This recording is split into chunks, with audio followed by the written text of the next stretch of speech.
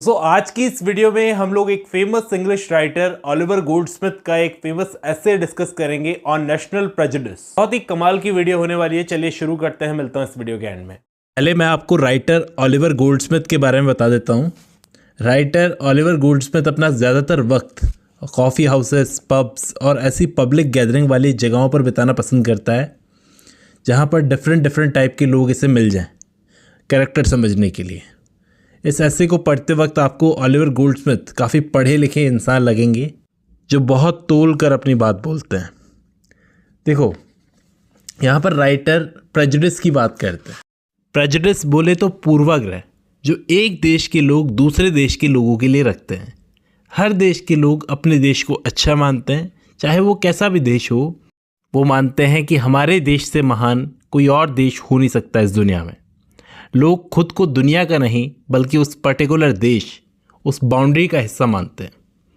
ये राइटर का personal opinion है, आप एग्री करो डिसएग्री करो, ये आप पर है। प्रेजुडिस एक ऐसी चीज़ है, वो कहते हैं, जो लगभग हर कॉमन आदमी में कहीं ना कहीं किसी ना किसी लेवल पर होता है। राइटर ने बहुत घूमा है, जगह जगह पर ट्रैवल किया है यूरोप में, इसलिए वो एक एवरेज यूरोपियन की सोच बता सकता है। उसने लोगों को पॉलिटिकल बहस करते हुए सुना, एक पब में या बार में, जाने कहाँ पर। लोग उसे भी इनवाइट करते हैं, वो जो लोग होते हैं वो बुज़ुर्ग लोग थे, वो उसे भी इनवाइट करते हैं बहस में शामिल होने के लिए।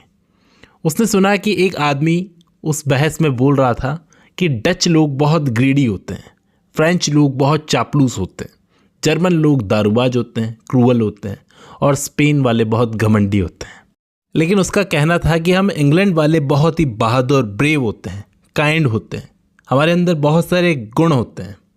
और उस आदमी के आसपास मौजूद जितने भी बंदे थे, उन्होंने उसकी बात से एग्री किया, कहा कि सही कहा आपने।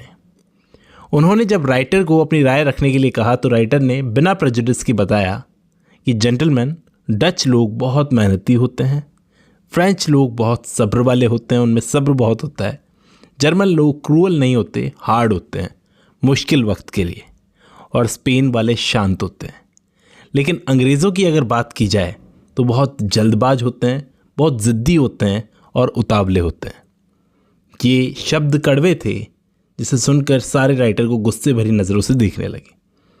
अब उस टाइम राइटर को समझ आ गया कि जिन लोगों के दिलों में दूसरे देशों के लिए प्रेजुडिस भरा होता है, उनसे बहस करना बेकार है। इसलिए राइटर बिना किसी बहस के मुस्कुराता हुआ घर वापस आ गया और हंसने लगा इस बात पर। उसके अकॉर्डिंग फिलोसोफर्स किसी भी देश के इंसान को दुनिया का हिस्सा मानते हैं, ना कि किसी देश का हिस्सा। ये नेशनल प्रेजुडिस हम सब के दिमागों में फंगस की तरह फैलता जा रहा है। हम बस खुद पर प्राइड करते हैं और दूसरों को कुछ नहीं समझते। ये उस वक्त की बात है दोस्तों, जब ये ऐसे लिखा गया था, जब इंग्लैंड अपनी कॉलोनीज़ बना रहा था पूरी दुनिया में। राइटर की मुलाकात हुई थी बूढ़े लोगों से, यानी पके हुए घड़ों से। पका हुआ घड़ा बोलते हैं बूढ़े लोग जो होते हैं, जिनमें कोई चेंजेस की गुंजाइश नहीं होती। अगर यंग हो तो कुछ समझा भी दिया जाए, लेकिन बूढ़े लोगों को समझाया नहीं जा सकता। पता नहीं उनमें से कितने ही लोगों ने एक्चुअली यूरोप घूमा होगा, बस वो बाकी देशों के लिए अपनी एक राय रखे बैठे हैं। लेकिन राइटर ने तो पूरा यूरोप घूम रखा है, जैसा मैंने बताया था ऐसे की शुरुआत में। उसे पता था कि किस देश के लोग कैसे हैं, कौन से देश का इंसान कैसा है। लेकिन पहले तो वो इस बहस में पढ़ना नहीं चाहता था।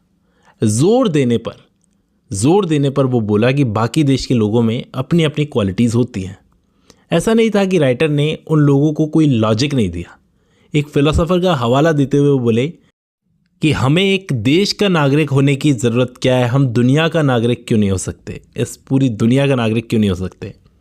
अगर ऐसी छोटी बात करने वाले लोग वो हों जो फाइनेंशियली इतने फ्री नहीं है कि देश विदेश घूमें, क्योंकि ऐसे लोगों को ना तो पढ़ने लिखने का मौका मिलता है, ना ट्रैवल करने का, ना विदेशी लोगों से बातचीत करने का, कहाँ मौका मिलता है, तो वो तो ऐसा बोलेंगे ही।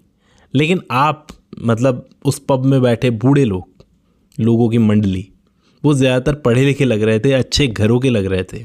उनके मन में अगर ऐसी छोटी बात चल रही है तो ये बहुत चिंता की बात है। इस ऐसे को ख़त्म करते हुए वो बोलते हैं कि अपने देश, अपनी मिट्टी पर गर्व होना अच्छी बात है, लेकिन दिमाग खुला रखने में भी कोई बुराई नहीं है।